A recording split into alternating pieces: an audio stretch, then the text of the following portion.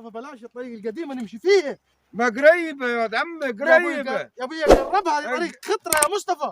قريبه، بس ما تتكلمش، خلينا قاعدين ساكتين، خلينا نعدي نخلص الطريق دي. يا ابوي دي طريق مقطوعه يا مصطفى وكلها ديابه.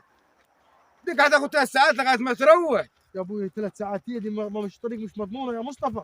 يا ابوي هنا خلاص قربت. هانت وين يا مصطفى؟ دي طريق خطره يا مصطفى. خلاص هنا قربنا. ايه فيه؟ باين له قتيل يا مصطفى. ايه فيه؟ يا مصطفى تعال شوف يا مصطفى. ايه ده؟ انا خايف. ايه ده؟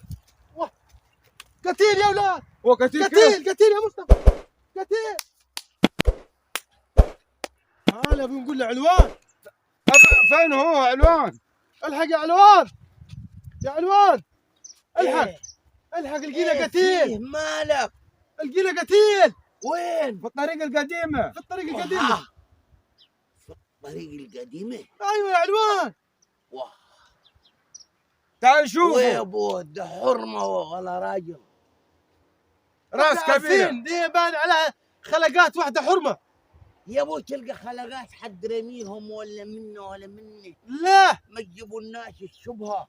لا يا علوان، دي قتيل في الطريق القديمه. احنا لازم نبلغ النقطه يا علوان. حتنكدوا علي انا لما حنام. وين الطريق القديم؟ تعال شوفها، تعال شوفها معانا. تعال. روح وانا جاي وراكم. لا احنا حنبلغ النقطه يا علوان. يلا بينا يا مصطفى. يلا على النقطة. حنبلغ النقطه. بلغ النقطة.